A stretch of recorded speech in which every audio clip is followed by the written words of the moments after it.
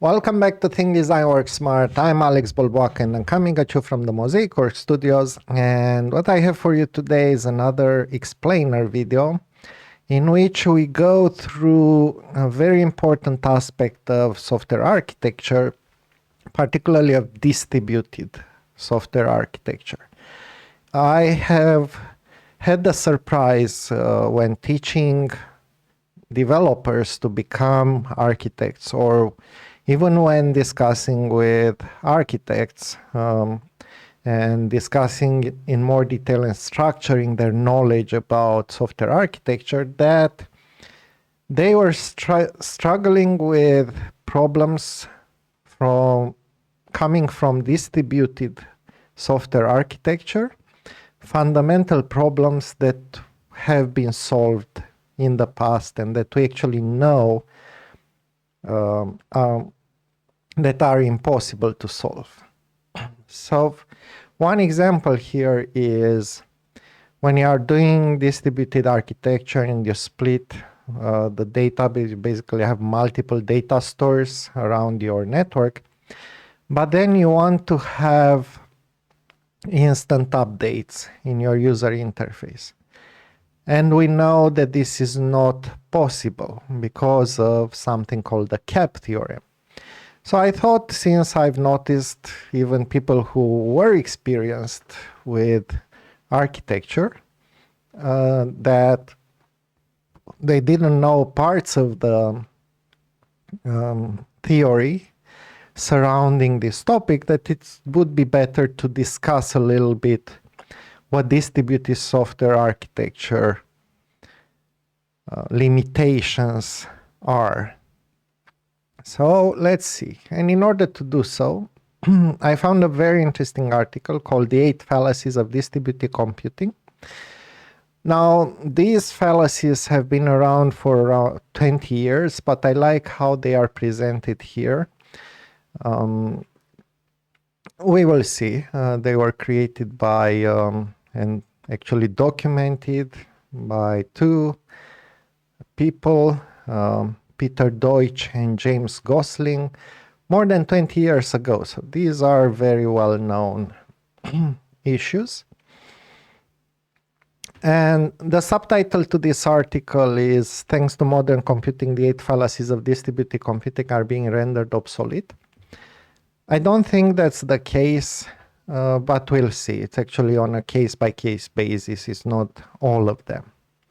The article is written by Ella Singh, backend developer, published in Geek Culture, a new tech publication by Start It Up. You'll have the link in the description and you can read it for yourself.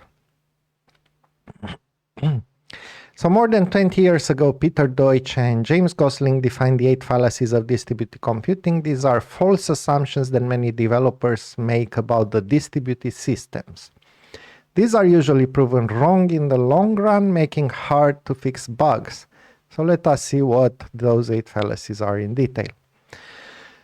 And the 8 fallacies are, I'm going to go through the list and then discuss a little bit about each of them. Fallacy 1, the network is reliable. We know the networks are not reliable. Fallacy 2, latency is 0. 3, bandwidth is infinite. 4, the network is secure. 5, topology doesn't change. 6, there is one administrator. 7, transport cost is 0. 8, the network is homogeneous. And we're going to talk about each of them in the context of modern applications, using this article as a basis for discussion. And let's start with the first one. The network is reliable. The network is never reliable. There are packet drops, connection interruptions, and data corruptions when they are transferred over the wire. Moreover, there are network outages, router restarts, and switch failures to make the matter worse. If hardware isn't enough, the software can fail as well, and it does. The situation is more complicated, and I think this is where things have changed. So this was true 20 years ago. It's equally true today. Most of these fallacies, if you're using a cloud provider, are hidden behind an interface. And chances are, unless you're doing something extremely specific, chances are that the big cloud providers, they know how to deal with these things in a manner that doesn't translate to you noticing it very often. I imagine that there are situations, and I'm sure you will tell me in the comments that there are situations in which AWS or Azure or Google Cloud fail to do so, but my guess is that about 90% of the time, 95 or 99% of the time, for 99% of the cases, you don't notice when the network is not reliable. But here is what we do have today.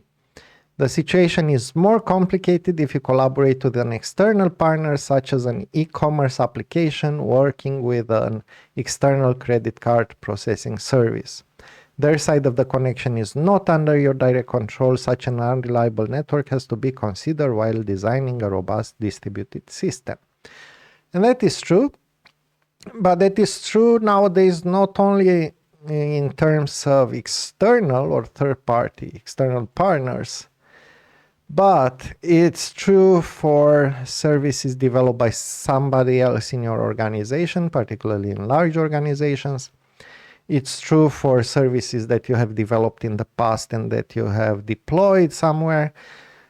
Fundamentally, it's true for every service that you have, because, okay, even if the hardware seems to be working perfectly and you don't notice when it fails, software failures will still happen, even if you are the one who developed them, or if you are calling third parties. And so what happens if you receive an HTTP timeout exception? If the server did not process the request, then we can retry, but if it did process the request, we need to make sure we are not double charging the customer. And this is a big issue, right? How do you deal with repeats? Sometimes you need to do retries, sometimes you don't. You can do this by making the server idempotent. This means that if we call it 10 times to the same charge request, the customer will be charged only once. If you are not properly handling these errors, your system is non-deterministic. Handling all these cases can get quite complex really fast. Yeah, and this is a big challenge for distributed applications, figuring out the retry policies. Now, there's a mechanism called, it's from fuse boxes, circuit breakers, the idea of circuit breakers that handle this, but that's only at the code level. And when it helps you have the correct policies in place, or actually it helps you not to re-implement the same policies multiple times. But what it doesn't do, you still have to choose the right policy to apply. And yeah, making the server idempotent, things like this. What does that mean for your design? Does this mean that we need to drop our current technology stack and use a messaging system? Probably not. We need to weigh the risk of failure with the investment that you need to make. You can minimize the chance of failure by investing in infrastructure and software. In many cases, failure is an option, but you do need to consider failure when designing distributed systems. To sum up, the network is unreliable and you as software architect designers need to address that. Absolutely. So whenever you call a service, and it doesn't matter internal, external, I wouldn't make this distinction. Consider what happens if the call fails, and then what should you do in that situation? What kind of error do you get, and what is the plan? What's the backup plan? Do you retry? Do you log? Do you announce somebody? And so on. And there's also a matter of usability, of course. What do you tell the user in that case? Fallacy 2, latency is 0. Calls over internet are non-instant. I guess you know very well that latency is never 0. And another thing that is important here is that you might assume that all your users, that all your services have access to high speed internet, but it's not necessarily true.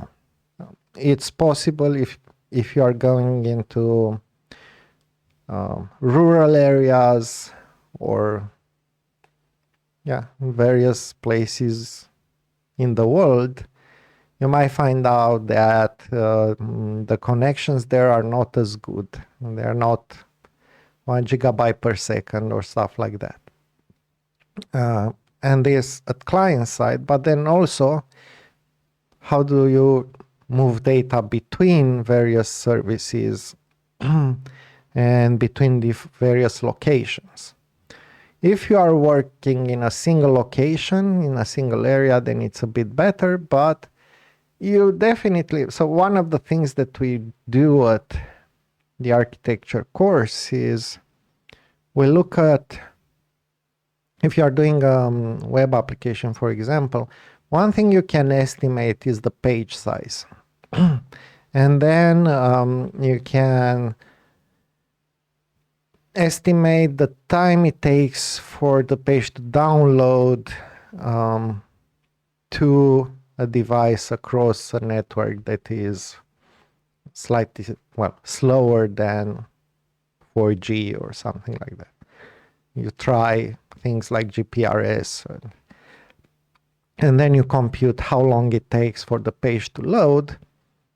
And depending on that, you might come up with different alternatives. Maybe, for certain clients, you only serve limited CSS or limited JavaScript and so on. So there's a lot of stuff that can happen. Now, some of these things have been solved by new versions of HTTP that automatically compress data and use kind of binary formats which are better for latency, but these also come with their own issues, so it's not as simple as that. But basically, network latency is real, and we should not assume that everything happens instantaneously. Moving data across the transatlantic communications cable is difficult and increases latency. So what could we do? They are giving a few suggestions. Bring back all the data you might need. That's one option indeed. Move the data closer to the client using CDNs, for example, or caching. Invert the flow of data. Instead of carrying other services, we can use PubSub model and store the data locally. This way we'll have the data when we need it. Of course, this introduces some complexity, but it can be a good tool in the toolbox. Right. To me, I think the first important thing is to figure out what kind of network speeds you have and start from there. Figure out how much data you need to pass, where and when. and then measure, keep measuring. Because unfortunately, these things are not as predictable as you might expect. Depending on how clogged is the network at a certain point in the day, it might happen that you get faster or slower speeds. So there will always be a variation and you need to take it into account. Fallacy 3, bandwidth is infinite. The bandwidth is not infinite, neither of the machine or the server or the wire over which the communication is happening. Although bandwidth has improved over time, the amount of data that we send has increased too. Absolutely. There is a tension between the second fallacy latency is not zero and the third fallacy bandwidth is infinite. You should transfer more data to minimize the number of network round trips. You should transfer less data to minimize bandwidth usage. But this is what we were discussing before. You have a limited bandwidth. You have multiple services probably using the same network, so you need to figure out what bandwidth percentage can you use. And this is, I don't think there's any way to do this other than trying to, so starting from some estimates, designing around those estimates, and then testing. And then running the system for a long enough time while monitoring to figure out what you can optimize.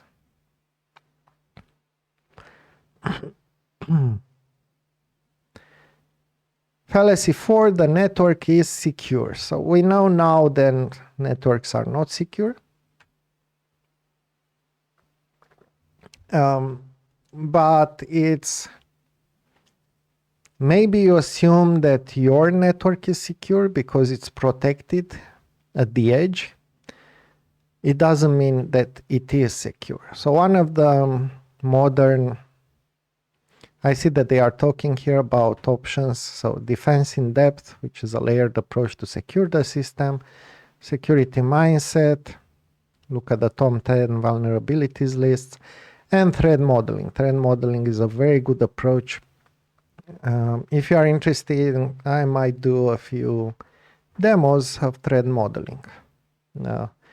Let me know in the comments if you are. It's fundamentally a process in which we look at the architecture of a system and figure out what kind of threats can happen to that architecture, and then we plan for those.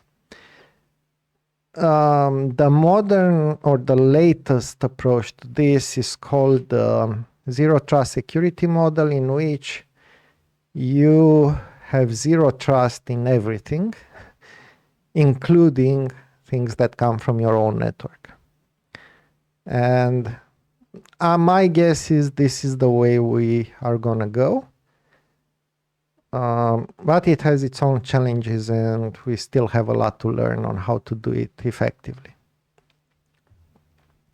Fallacy number 5, topology doesn't change. We know network topology changes all the time, sometimes for accidental reason when our app server goes down and we need to replace it. Once again, if you're using the cloud, most likely you won't feel this. Even if they are replacing the server, most likely you'll just see that things are keep running. Most of the times it's deliberate, adding new processes on a new server. Nowadays with cloud and containers on the rise, this is even more flexible. Elastic scaling, the ability to add or remove servers depending on the workload, requires a certain degree of network agility. When the topology changes, we may see a sudden deviation in latency and packet transfer time, so these metrics need to be monitored for any anomalous behavior, and our system should be ready to embrace this change. But beyond this, stop hardcoding IPs, we need host names, we need DNS. And now the challenge with DNS is, since we are talking about security, there are a number of attacks that focus on DNS. The most well-known is server-side request forgery, but there are more of them. So be very careful, even if you can trust your own DNS. You need to take into account these things. Server-side request forgery is fundamentally, let's say you ask for a URL from your user, they input an URL, and you go on the server side, you call that URL, but that URL is not what it's supposed to be. And you end up downloading viruses or things like that, malware, or a number of other things. So pay attention and look for DNS related vulnerabilities if you want to learn more. It's a fascinating topic, at least for me. When DNS is not enough, then use discovery services. Yeah. When you need to map an IP and the port. I hope there will be at some point a protocol that does that, because right now with discovery services kind of where it should be part of the network protocols. Service bus frameworks can also provide location transparency. Any server can fail, so we should automate as much as we can. Stop a service or shut down a server to see if the system is still up and running. Yeah, tools like Netflix, Chaos Monkey take this up a notch by randomly shutting down VMs or containers in the production environment. The only way you can go around this topology issue is to test for it. And the way you test for it is by shutting down things and seeing how everything works. And this also relates to the first one. The network is reliable. Yeah, the network is not reliable, so absolutely. Okay, this was 5, 6. There is one administrator. In the past, it was common to have a single person responsible with administration. Well, nowadays, so this one indeed is outdated, because nowadays we have, hopefully, most companies use DevOps practices, use infrastructure automation, and this makes everything better. Because you can also review things, because they are automated, because you can replicate and so on. And the knowledge is stored in a way that is encoded and validated. So then makes it easier. But the problem with this is that now you have a lot of people working, possibly, instead of having a single administrator, you might have hundreds of people working on the same things, and then governance becomes a bit more complex. So you need to have some way of dealing with that. Mostly organization, but yeah, not only. Fallacy number 7, transport cost is 0. This fallacy is related to the second fallacy, the latency is 0. Transporting stuff over a network has a price in both time and resources. Not only that, but on cloud systems, it might incur a cost. So you need to pay attention to your infrastructure costs when you are dealing with the cloud. What's even more complicated on AWS, this is where I have experience, but I think in the other cloud services as well. The problem is that it's very hard to estimate the actual cost of something. Technically, you have a calculator on AWS, you can go and input there, but there are so many details and so many questions that you really don't know the answer until you take it into production, use it for a while, and monitor the costs. So from my point of view, the only feasible way that I know is to deploy experiments and monitor the cost. You can do a slight estimation, but I think the error can be quite big. Can be in the range of 2 times for simple things. So between 1x and 2x. Yeah, so it's hard. It's fairly unpredictable. Working with cloud has some good things, but it also has its downsides. Fallacy 8, the network is homogeneous. Networks are not homogeneous or of the same kind. Instead, networks are heterogeneous. Homogeneous network is a network of computers using similar configuration and the same communication protocol. And I think by now we know this, because even at home we have a router, IoT devices, smart TVs, mobiles, and laptops, gaming consoles, a number of different things. Which means that even at home we have heterogeneous. Strangely enough, I think that it's more likely in server and corporate environments to have a more homogeneous network, but even that might not be quite correct. You all need different protocols, different standards, and so on. So yes. This was the article, and it's a very nice go through the classic 8 fallacies of distributed computing.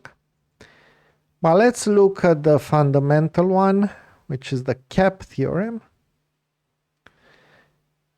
In theoretical computer science, the CAP theorem, also named Brewer's theorem after computer scientist Eric Brewer, states that any distributed data store can provide only 2 of the following 3 guarantees: consistency, availability, partition tolerance. So this is where CAP comes from. First of all, let's start from this. Distributed data store, it means whenever you have data, so you have a system for which the data is split around multiple servers, you already have a distributed data store. This defines most corporate systems, right? They will have multiple data stores. And then let's look at which are the 3 guarantees. And let's start with this one. Partition tolerance. The system continues to operate despite an arbitrary number of messages being dropped or delayed by the network between nodes. And remember that we get to drop 1. Okay, and pick the other 2. If we were to drop partition tolerance, what does this mean? It means that if one server from your system goes down, the whole system goes down. And my guess is you don't want this in a distributed environment, which means that we have one of them and we need to drop one of the others. What can we drop? Consistency. Every read receives the most recent write or an error. Or availability. Every request receives a non-error response with a guarantee that it contains the most recent write. And my guess is that you want availability in most situations, because this means that you will get a non-error response for every request. And this is something that most likely you want to have. You want to call things and get a response. Okay, so if you choose availability and partition tolerance, what do you have to drop? Consistency, which means that every read will not receive the most recent write. It will just receive the latest one available. And this is what's called eventual consistency. For any distributed system, you need to pick between you need to pick something related to, well, 2 out of 3 in CAP theorem. And most likely you'll want to pick and drop consistency. You'll want to pick availability and partition tolerance, which means that you'll have eventual consistency. So don't try to fight this, because there's actually a whole thing about this. It's a theorem, and you have to pick 2 of those. Eventual consistency, most likely. And I'm stressing this because I've had people learning at the course that they are trying to have all of this consistency, availability, and partition tolerance, and they realized, oh, so we can't actually do that. It's better not to have these types of struggles that don't help, that don't bring any value. All right, this is it for today. We went into a few fundamental things about distributed systems and what architecting a distributed system means, just in order to help you to avoid the common fallacies and to avoid fighting the cap theorem, because you cannot win these fights. And it's best to know what fights you can get. It's very different from a monolith. If you've only done monoliths, it's much easier, right? Because, okay, things can fail, but at least one full thing fails and it's fairly obvious. But whenever you do and you move into a distributed realm, the whole equation changes. You need to start thinking in a different way, and you need to pay much more attention to things that can go wrong. If you want to have a system that's reliable, resilient, has performance, has security, and so on. So pay a lot of attention to these things. And these are fundamentals. Share them with your colleagues that are starting with distributed architecture, or they are struggling with it. It's fundamental to know them, because otherwise, yeah, you'll just struggle in vain, and it's a pity. I hope this is helpful. Let us know in the comments. We love comments. By the way, I posted a quick poll, but I only got one reply until now. Hopefully we'll get more replies. I'm interested in knowing what do you want to see more of on this channel. And I will keep posting polls. I will try again in the future. Maybe we'll get more people to attend. But it's good to join this and to add your voice to this. It's just a click away, because it will help us focus our channel on things that are actually interesting for you who are subscribing to the channel. Thank you kindly for the view, and until next time, remember to think, design, and work smart.